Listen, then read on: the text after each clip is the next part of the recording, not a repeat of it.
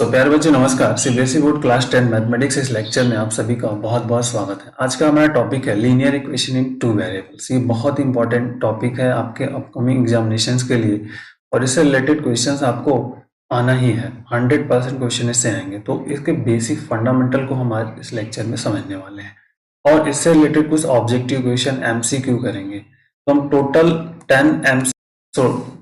10 MCQ को solve करने वाले हैं यहाँ पर, और इस वीडियो की पीडीएफ आपको डिस्क्रिप्शन बॉक्स में लिंक मिल जाएगी, आप वहां से इसको डाउनलोड कर लीजिएगा। ठीक है, linear equation in two variables को हमको सबसे पहले समझना है कि एक्चुअल में इसका जनरल फॉर्म क्या है। के बाद हम इसके सॉल्यूशन पे बात करेंगे कि टाइप ऑफ सॉल्यूशन क्या है और हम कैसे जज करेंगे कि इक्वेशंस आपका जो सॉल्यूशन में कंडीशंस फुलफिल कर रहा है उसको कैसे सेटिस्फाई करेगा। तो आइए शुरू करते हैं। देखिए, जनरल इक्वेशन जो है, इक्वेशन ऑफ द टाइप, जो इसका टाइप होता है a1x plus b1y plus c1 is equal to 0 and a2x plus b2y plus c2 equal to 0 be a linear equation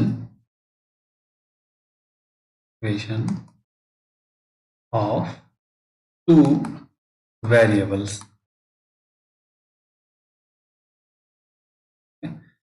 कहीं कहीं किसी वर्कआउट में है, देखिए जो कांस्टेंट है ना वो लेफ्ट में है और यहाँ भी कांस्टेंट लेफ्ट में है।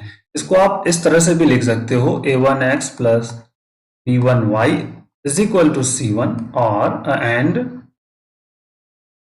a2x plus b2y is equal to c2 is another form भी है। इस तरह से भी लिखा जाता है, मतलब कांस्टेंट चाहे आप लेफ्ट में रख लो या राइट में रख लो, आप लेफ्ट और राइट कहीं एक जगह दोनों रखना है।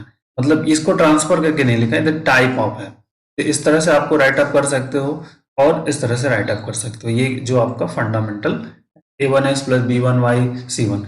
लेकिन ये आपको ध्यान रखना है कि जो कांस्टेंट टर्म है c1 c2 जो है, ये कांस्टेंट है c1 एंड c2, वो या आप लेफ्ट में रखें या राइट में, बोथ इक्वेशंस में। ठीक है, अब इसके टाइप ऑफ सॉल्यूशन पे बात करते हैं कि हमारा जनरली इसका टाइप ऑफ सॉल्यूशन क्या होता है।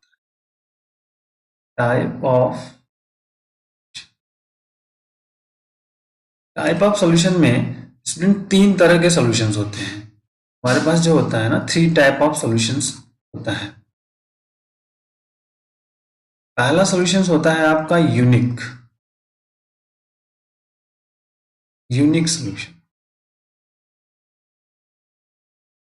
ठीक, दूसरा हमारे पास होता है इनफाइनाइट सॉल्यूशन। ठीक है, और इसको हम कोइंसिडेंट भी कहते हैं। थर्ड जो होता है हमारे पास होता है नो सॉल्यूशन। मतलब अब मीनिंग आप जनरली समझ सकते हो स्टूडेंट्स। ये यूनिक सॉल्यूशन हमारा क्या कहता है, इसका मतलब होता है कि ओनली वन पॉसिबल सॉल्यूशन होगा, एक हल, जिसको आप कह सकते हो एक हल। इनफाइनाइट सॉल्यूशन का मतलब होता है आपका अनंत हल। और नो सॉल्यूशन मतलब आपका हो गया कोई हल नहीं। That is 3 type of conditions हो गई कि ये पॉसिबिलिटीज है, मतलब हमारे पास यूनिक सॉल्यूशन है, इनफाइनाइट सॉल्यूशन है, नो सॉल्यूशन। तो क्या क्या कंडीशंस होगी अनदर मैटर्स, बट ये आपको समझना है कि पहले लीनियर इक्वेशंस हमारे पास 2 वेरिएबल्स का है, उसके बाद हमारे पास ये 3 टाइप ऑफ सॉल्यूशन होते हैं। 3 टाइप ऑफ सॉल्यूशन में यूनिक सॉल्यूशन और infinite solution, no solution and no infinite solution को हम कोइंसिडेंट भी कहते हैं। अब देखिए, इसके बाद 2 बहुत इंपॉर्टेंट वर्ड्स आता है, कंसिस्टेंट एंड इनकंसिस्टेंट, या कंसिस्टेंसी या इनकंसिस्टेंसी।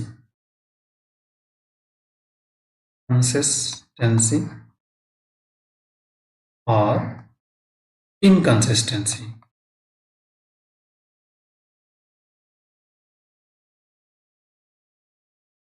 ये 2 बहुत इंपॉर्टेंट वर्ड हैं। तो अब what is the meaning of consistent या इनकंसिस्टेंट, इसके बारे में हमको समझना होगा कि कंसिस्टेंट एंड इनकंसिस्टेंट क्या है, तब जाकर के हम आगे चीजों को समझेंगे। कभी कभी ये जो यूनिक इनफाइनाइट सॉल्यूशंस है ना, टाइप ऑफ सॉल्यूशन के रिप्लेस पर ये दो वर्ड्स यूज कर लिए जाते हैं, कंसिस्टेंट और इनकंसिस्टेंट। तो what is the meaning of consistent? पहले हम कंसिस्टेंट की बात करते हैं। कंसिस्टेंसी, ठीक है, कंसिस्टेंसी की बात करते हैं। देखिए कंसिस्टेंसी का मतलब होता है स्टूडेंट कि system have solution, system have, मतलब जो लीनियर इक्वेशन दिया हुआ है, लीनियर इक्वेशन जो into linear equation have solution, मतलब कोई एक हल होना, पॉसिबिलिटीज होना चाहिए। कंसिस्टेंसी का मतलब ये होता है कि सिस्टम हैव सॉल्यूशन, जो भी सिस्टम लीनियर इक्वेशन दिया है, लीनियर इक्वेशन ऑफ सिस्टम, उसका एक सॉल्यूशन होना चाहिए। सॉल्यूशन में हमारे पास क्या पॉसिबिलिटीज है? देखिए सॉल्यूशन जो होना चाहिए, तो यहाँ पे दो पॉसिबिलिटीज है, यूनिक और इनफाइनाइट। सॉल्यूशन होना चाहिए मतलब ये पॉसिबल है कि यूनिक इनफाइनाइट है, नो सॉल्यूशन, तो सिस्टम हैव सॉल्यूशन। कंसिस्टेंसी की मीनिंग हो गई आपकी कि सिस्टम हैव सॉल्यूशन। तो अब इसका हो गया मतलब यहाँ पे आपका क्या हो सकता है, यूनिक सॉल्यूशन और इनफाइनाइट सॉल्यूशन। इनफाइनाइट कोई एक होगा दोनों में से, ठीक है, एक इन दोनों में से सिस्टम कंसिस्टेंट है, तो इसकी मीनिंग आपकी होती है कि सिस्टम हैव सॉल्यूशन, मतलब सॉल्यूशन होना पॉसिबल है। यूनिक सॉल्यूशन हो सकता है और इनफाइनाइट सॉल्यूशन हो सकता है, ठीक है। अब दूसरा जो वर्ड हमारे पास है इनकंसिस्टेंट। इनकंसिस्टेंट का वर्कआउट क्या है, इनकंसिस्टेंसी की मीनिंग क्या होगी?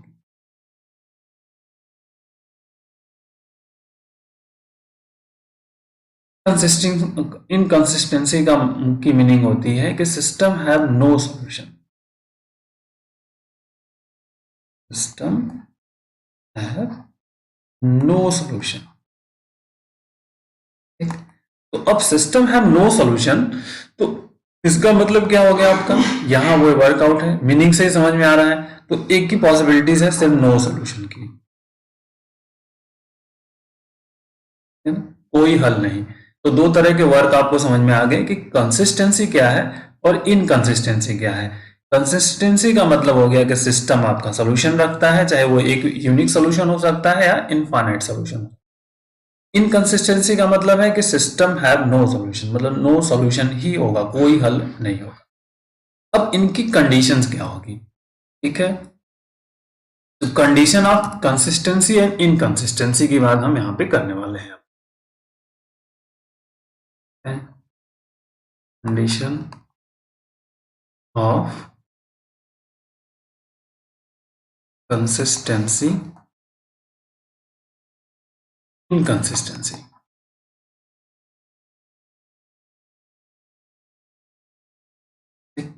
तो अब कंसिस्टेंसी में दो पॉसिबिलिटीज हमारे पास हैं, उन पे हम फोकस करते हैं। पहला यूनिक एंड इनफाइनाइट। हमारे पास इक्वेशन हमने लिया a1x plus b1y plus c1 is equal to 0 and a2x plus b2y plus c2 equal to 0। तो कंसिस्टेंसी, पहला कंसिस्टेंसी, तो कंसिस्टेंसी में पहला स्टूडेंट्स हमारे पास आता है यूनिक, यूनिक सॉल्यूशन। तो यूनिक सॉल्यूशंस के लिए हमारे पास कंडीशंस क्या होगी, ये आपको चेक करना है। तो देखिए जो इनके कोफिशिएंट है, जो रेशियो है, वो आपस में नॉट इक्वल टू 0 होना चाहिए। कंसिस्टेंसी का मतलब ये हो गया कि जो a1 upon a2 is not equal to b1 upon b2। अगर ऐसा हमें फाइंड आउट नहीं होता तो हम कहेंगे कि यूनिक सॉल्यूशन है। समझ में आ गई बात, a1 upon a2 is not equal to b1 upon b2, और आपका, तो इस केस में हम कहेंगे कि यूनिक सॉल्यूशन है। ये आपको समझ में, ठीक है। ठीक है, यूनिक सॉल्यूशन, तो ये आप a1 upon a2 b1 upon not equal to, मतलब ये जो कोफिशिएंट है ना, x का कोफिशिएंट a1 है, यहाँ पे x का कोफिशिएंट a2, इनका रेशियो, y के कोफिशिएंट b1 एंड y का कोफिशिएंट b1, इनका जो रेशियो नॉट इक्वल टू है, तो हम कहेंगे कि ये यूनिक सॉल्यूशन हमें यहाँ पर मिलता है। दूसरा हमारे पास आता है infinite solution. Infinite solution. Infinite solution मतलब एक हल, और इसको आप को इंसिडेंट भी कहते हैं।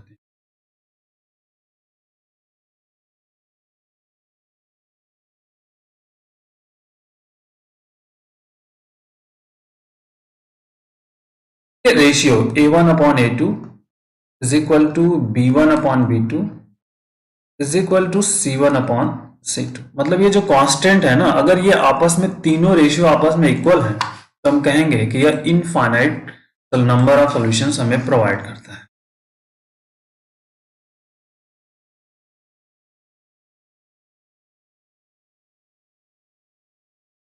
ठीक है, तो ये वर्कआउट आपको समझ में आएगा। इनफाइनाइट सॉल्यूशन मतलब नो सॉल्यूशन का क्या कंडीशन हुआ, इनका आर हो गया। इनफाइनाइट सॉल्यूशन में आपको को इंसिडेंट होंगे। तो कंसिस्टेंसी में दो चीजें हमारे पास क्लियर होगी, पहला यूनिक सॉल्यूशन और इनफाइनाइट सॉल्यूशंस की कंडीशंस हमारे पास क्या होंगी। अब इनकंसिस्टेंसी की बात करते हैं। इनकंसिस्टेंसी, तो इनकंसिस्टेंसी में हमारे पास क्या होता है, जो इसका इनकंसिस्टेंसी हमारे पास होता है नो सॉल्यूशन।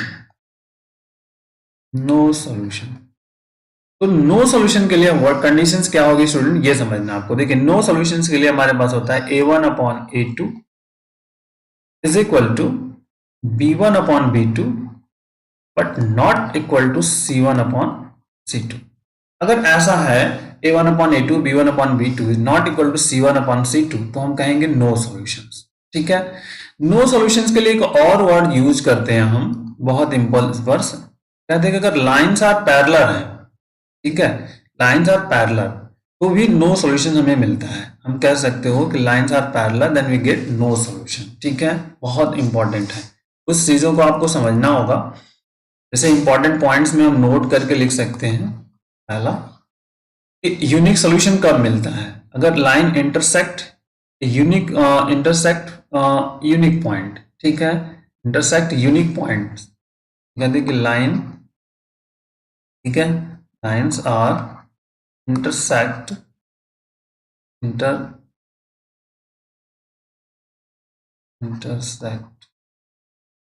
Unique point. ठीक, तो यूनिक पॉइंट तो हमें क्या मिलेगा, यूनिक सॉल्यूशन। ठीक, पहला। दूसरा हम कह सकते हैं कि लाइंस, देखिए lines are parallel, lines are parallel तो हमें मिलता है नो सॉल्यूशन। ये बहुत इंपॉर्टेंट है, इसको आप ध्यान रखिएगा। That is the very very important, आप इसको कह सकते हैं। क्यों है ये समझना आपको है। लाइंस आर पैरेलल की कंडीशंस क्या है, क्योंकि किसी और सॉल्यूशन पॉसिबल होने के लिए उनका इंटरसेक्शन होना चाहिए। अगर वो आपस में इंटरसेक्ट ही नहीं होंगे तो कहीं भी इंटरसेक्ट नहीं होंगे, इस केसेस में जो सॉल्यूशन हमें मिलेगा वो आपका नो सॉल्यूशन मिलेगा। ठीक है, ये बहुत इंपॉर्टेंट वर्ड है। अब इसी पे हमें फोकस करना है। तीन तरह की कंडीशंस हमने यहाँ पे पढ़ ली, unique solution, infinite, no solutions. Consistency है तो नो सॉल्यूशंस हमें हमेशा मिलेगा। इनकंसिस्टेंसी है तो नो सॉल्यूशंस मिलेगा। कंसिस्टेंसी है तो दो तरह के सॉल्यूशंस आपको मिलेंगे, two type of solution, unique solution या इनफाइनाइट सॉल्यूशन। ये आपका बेसिक हो गया। अब इस पर हमें क्वेश्चन को करना है बेसिक फंडामेंटल। ठीक है, तो आइए इसके बेसिक कुछ प्रॉब्लम्स को हम करते हैं। Find the relation between A and B for which system of equation ax plus 2y equal to 7, 3x plus by equal to 16 represent the parallel lines। अभी parallel lines की हमने conditions आपको बताई कि parallel lines के लिए conditions क्या है। जैसे कह रहा है कि अगर conditions पे बात करेंगे हम, पहले rules पे बात करेंगे। condition बहुत इंपॉर्टेंट है, कंडीशंस आप कर लेते हो। जैसे मान लो A1x plus B1y is equal to हम C1 कर लेते हैं, क्योंकि यहाँ पे राइट साइड में है, and A2x plus B2y is equal to C2 है। तो पैरेलल लाइन कंडीशंस क्या होती है, मतलब हमें क्या मिलना था, lines are parallel we get no solution, lines are parallel parallel, ठीक है, इट मीन्स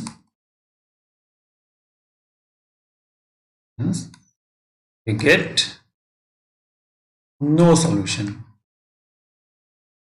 नो सॉल्यूशंस की कंडीशंस क्या होती है आपकी, a1 upon a2 is equal to b1 upon b2, ठीक है, is not equal to c1 upon c2। ये आपकी नो सॉल्यूशंस की कंडीशंस है। तो नो सॉल्यूशन की कंडीशंस में आप देख लीजिए यहाँ पे a1 अपॉन a2, मतलब a1 क्या आपका है, x का कोफिशिएंट, इस वाले में x का कोफिशिएंट क्या है, a, यहाँ पर a लिख लिया। a2 इस वाले में x का कोफिशिएंट क्या है, 3 है, तो a अपॉन 3 हो गया, इज इक्वल टू, ठीक है, यहाँ पे y का कोफिशिएंट क्या है आपका 2 इस वाले पोर्शंस में, और यहाँ पे y का कोफिशिएंट क्या है, b है, b हो गया, ठीक, और is not equal to c1 मतलब 7 अपॉन 16 कांस्टेंट। तो हम ये पहले दो आप वर्कआउट्स कर लें, a upon 3 is equal to 2 upon b, simply that, simplify कर लेना है, तो ए बी हो गया आपका, a b is equal to 6, a b is equal to 6, ये कंडीशन हमारे पास मिल गए। तो ये थर्ड जो सी वाला ऑप्शन है ये सही हो गया आपका। ये अगर लाइंस पैरेलल होगा तो कब होगा, जब a b is equal to 6। ये बेसिक और एक फंडामेंटल आपका क्वेश्चन है। तो इस तरह से कंडीशंस आप होल्ड करा करके स्टूडेंट क्वेश्चन को सॉल्व कर सकते हैं। आइए अगले क्वेश्चन में आते हैं। देखिए करेंगे, find the value of k for which the linear equations x plus 2y equal to 3 and 5x plus ky equal to 7 does not have unique solution। does not have unique solution मतलब k के किस value के लिए ये जो कह रहा है कि आपका यूनिक सोल्यूशन नहीं मिलेगा। तो हम पहले यूनिक सोल्यूशन की कंडीशन को चेक कर ले। Conditions of unique solution, condition of unique solution. Condition of unique solutions क्या होता है स्टूडेंट, देखिए आप, जैसे हम यहाँ पे लिखे a1x plus b1y is equal to c1 and a2x plus b2y is equal to c2। तो condition of unique a1 upon a2 not equal to b1 upon b2। तो यहां से चूज कर लेते हैं। अब देखिए क्वेश्चंस में हमारे पास क्या है, x का कोफिशिएंट यहाँ पे क्या है 1, ठीक है, और यहां पर क्या है आपका 5, 1 अपॉन 5 हो गया। x का कोफिशिएंट इस फर्स्ट इक्वेशन में और यहाँ सेकंड इक्वेशन में। यहाँ पर y का coefficient is not equal to 0, यहाँ पे 2 है, 2 लिख लिया। यहाँ पर आपका क्या है k है, क्रॉस मल्टीपल कर लीजिए, k is not equal to 10, k is not equal to 10 के लिए हमें क्या मिलेगा, यूनिक सोल्यूशन। तो k इज इक्वल टू 2 के लिए क्या मिलेगा, does not have unique solution, ठीक है। तो ये k नॉट इक्वल टू के लिए हमें मिल रहा है यूनिक सॉल्यूशन, ठीक है, यूनिक सॉल्यूशन। तो k इज इक्वल टू 10, ठीक है, for k equal to 10 does not have unique solution. इस तरह से रिप्रेजेंट कर सकते हैं। तो k इक्वल टू 10 ये आपका रहा, तरह से इसको आप चेक करके कह सकते हो कि ये यूनिक सोल्यूशन नहीं मिलेगा, ठीक है। यहां पर क्वेश्चन,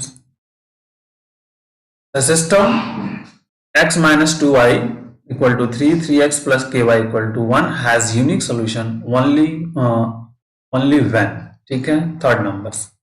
तो अब यहां पे आपका है x minus 2y equal to 3 and 3x plus ky is equal to, तो जो यूनिक सोल्यूशन यहाँ पे कह रहा है यूनिक सोल्यूशन, तो यूनिक सोल्यूशन की कंडीशंस, यूनिक सोल्यूशन जो हमारे पास होता है students is the a1 upon a2 is not equal to b1 upon a2।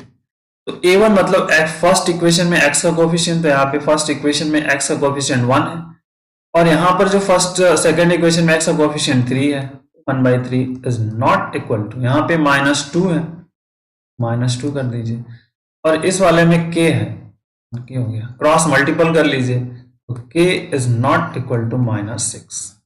k is not equal to -6 के लिए हमें क्या मिलेगा, आपका यूनिक सोल्यूशन मिल जाएगा। तो k is not equal to, ठीक। फोर्थ नंबर्स में क्या कह रहा है, the system is has no solution. तो नो सॉल्यूशन वाली कंडीशंस को आपको फुलफिल कराना है। यहाँ पर नो सॉल्यूशन की कंडीशंस हमारे पास क्या होती है, नो सॉल्यूशन, नो सॉल्यूशन की कंडीशंस क्या होती है स्टूडेंट्स, हमारे पास होता है a1/a2 is equal to b1/b2 not equal to c1/c2। ये हमारे पास नो सॉल्यूशन की कंडीशंस है। इक्वेशन हमारे पास क्या है आपका, x plus 2y is equal to 3, 5x plus ky plus 7 is equal to 0। अब इस क्वेश्चन में थोड़ी सी प्रॉब्लम ये है कि यहाँ पर ये जो कांस्टेंट है ना, लेफ्ट में, यहाँ पर लेफ्ट में, यहाँ पे राइट में, तो आप क्या करेंगे, वन साइड कोई भी एक ट्रांसफर कर लेंगे, तब जाकर के वर्क करेंगे आप।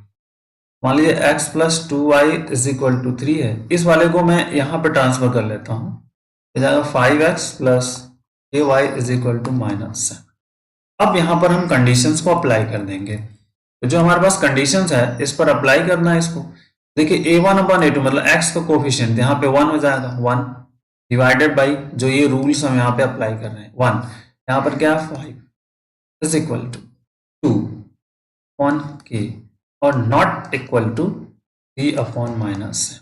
तो हम फर्स्ट 2 ले लेते हैं, ये दोनों ये जो है, तो 1/5 2/k को सॉल्व कर लेंगे तो k इज इक्वल टू 10। तो k इज इक्वल टू 10 के लिए हमें क्या मिलेगा, नो सॉल्यूशंस मिल जाएगा। जो आंसर हमारे पास हो जाएगा यहाँ पर k इज इक्वल टू, ठीक है। तो k इज इक्वल टू 10 के लिए हमें क्या मिल रहा है, नो सॉल्यूशंस की कंडीशंस यहाँ पर फुलफिल हो जाएगी।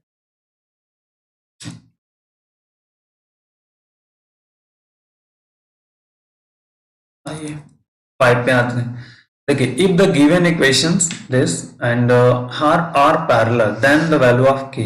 अब यहाँ लिखा है पैरेलल, तो पैरेलल के लिए हमने बताया कि अगर लाइंस पैरेलल हैं तो उस केसेस में हमें नो सॉल्यूशन निकलेगा, ठीक है। हम यहाँ पे जानते हैं, वी नो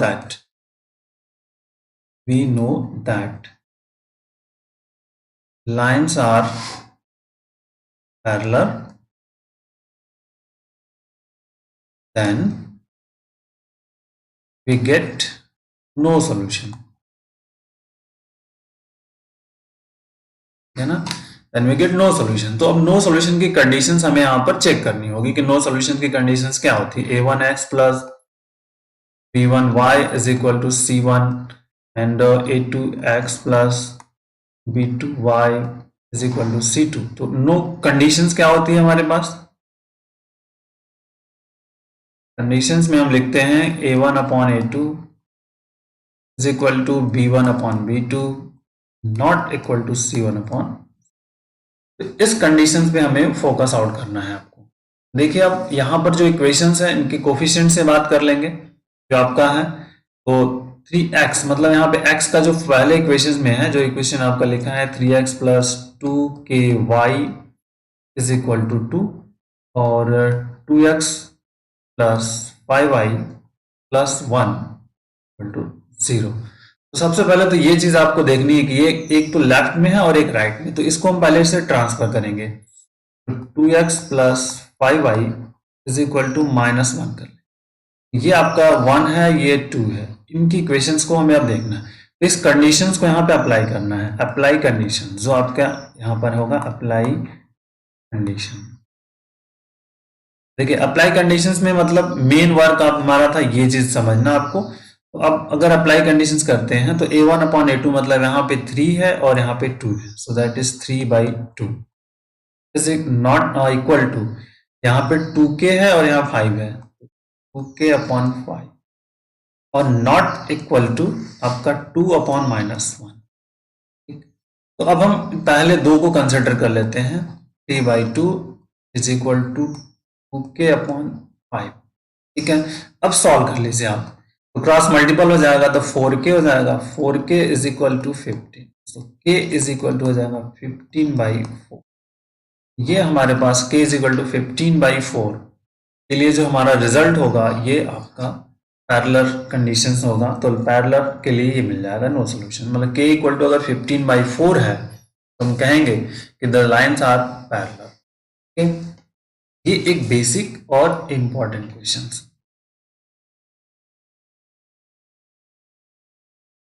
ये अगले क्वेश्चन पे आते हैं। ये देखिए क्या कर रहा है क्वेश्चन हमारे पास, the pair of line equation is consistent. अब कंसिस्टेंट यहां पर आपको दो चीजें हमने पहले बता दी कि कंसिस्टेंट वर्ड आ गया तो क्या करना है, consistent and their graph line will be. अब हमने एक बताया था आपको कंसिस्टेंट है, तो कंसिस्टेंट में दो पॉसिबिलिटीज है स्टूडेंट, ठीक है, कौन कौन सी, यूनिक सॉल्यूशन होगा, है ना, कंसिस्टेंट हो गया, कंसिस्टेंसी हो गई, तो कंसिस्टेंट का मतलब होगा इनफाइनाइट, ठीक है, कंसिस्टेंसी तो इनफाइनाइट। अब ये दो पॉसिबिलिटीज हमारे पास यहाँ पे आ गई कि यूनिक सॉल्यूशन होगा या इनफाइनाइट। तो पैरेलल में हमें क्या मिलता है, ये आपको पता है, नो सॉल्यूशन। ये तो आपका पहले रिजेक्ट हो गया। ऑलवेज कोइंसिडेंट, कोइंसिडेंट मतलब इनफाइनाइट के लिए हम ये भी करते हैं,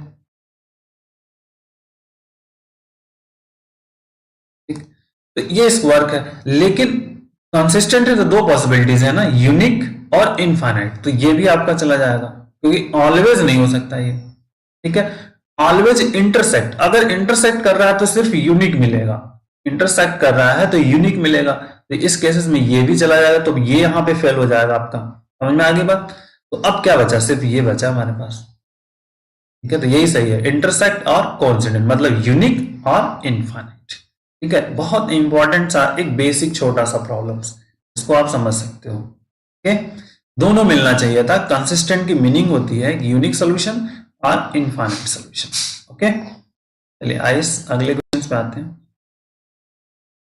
the pair of linear equation is inconsistent, inconsistent word आ गया, कंसिस्टेंट, ठीक, इनकंसिस्टेंट। अब इसकी बात करने तो इनकंसिस्टेंट की मीनिंग क्या होती है, नो सॉल्यूशन की, सिंपल सिंपल है। इनकंसिस्टेंट का मीनिंग क्या होता है आपका, नो सॉल्यूशन। तो नो सॉल्यूशंस में अब कौन कौन सा होगा, ये आपका ऑलवेज कोइंसिडेंट मतलब ये क्या हो गया, सॉल्यूशन हो गया, ठीक है ना, ये सॉल्यूशन मिल गया। ये भी आपको सॉल्यूशन दे रहा है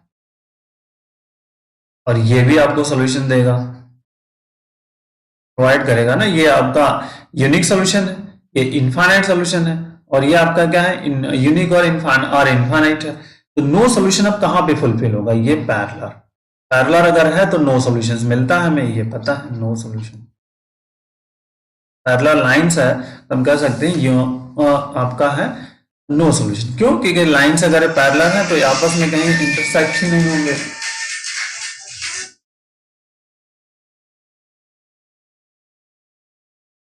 तो अब ये आपस में कहीं इंटरसेक्ट नहीं होंगे तो नो सॉल्यूशन मिलेगा। तो ये आपका 7 नंबर्स का ए सही होता है। आइए अगले क्वेश्चन पे आते हैं।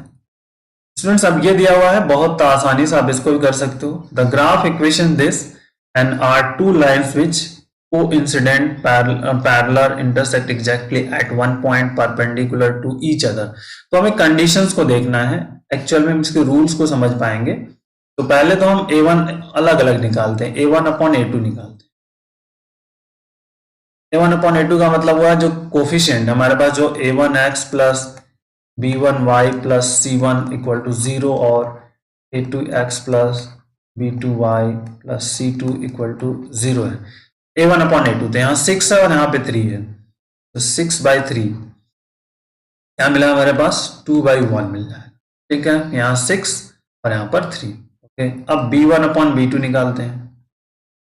b1 अपॉन b2 में कोफिशिएंट जो होंगे आपके, यहाँ पे -2 है y का और यहाँ पे -1 है, -1 कर लीजिए, 2/1 आ गया।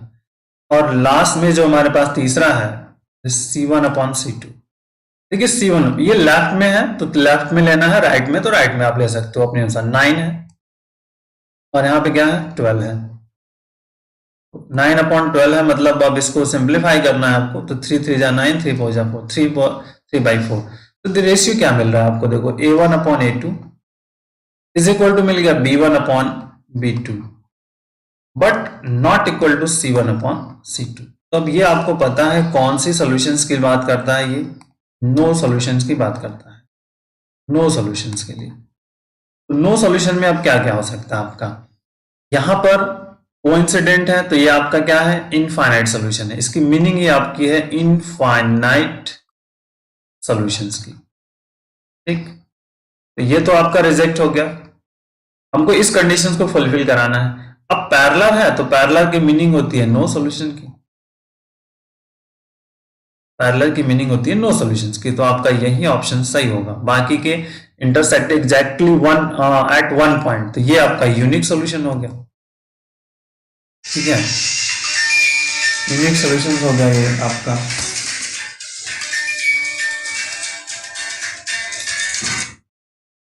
ये आपका यूनिक सॉल्यूशंस हो गया यहाँ पर, सीधी सी बात है। और परपेंडिकुलर ईच अदर ये पॉसिबल नहीं है, तो ये भी गया, ये भी गया आपका, ठीक है। तो इस तरह से हम इस कंडीशंस को यहाँ पे फुलफिल कराना है, तो चेक करना है बेसिक और आसानी से कर पाओगे आप। 9th नंबर के आते हैं, the graph equation this are two lines are which are. अब यहां भी सेम कंडीशंस अप्लाई करनी है आपको। So first to find the A1/A2। A1/A2 क्या करेंगे स्टूडेंट, इनके कोफिशिएंट, तो 2 यहाँ पे 1 है तो 2/1, ठीक।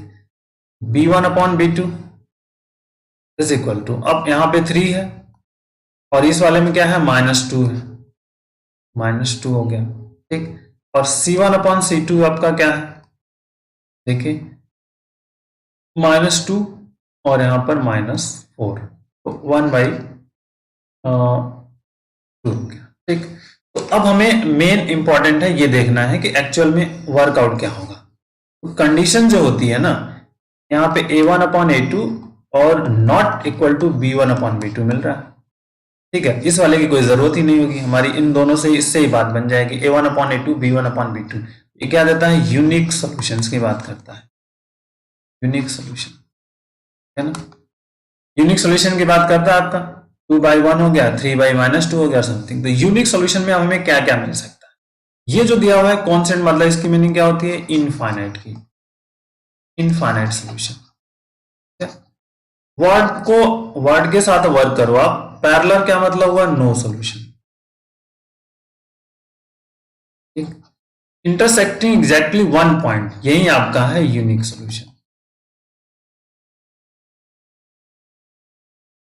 यूनिक सॉल्यूशन हुआ था मतलब ऑप्शन आपका ये सही है, बाकी के सभी क्या है, ओके। आइए नेक्स्ट क्वेश्चन पे आते हैं, 10 numbers. The value of k for which the line 5x plus 7y equal to 3 and 15x plus 21y equal to k is coincide। तो coincide का मतलब होगा इनफाइनाइट सॉल्यूशन। coincide का मीनिंग क्या होता है, इनफाइनाइट सॉल्यूशन।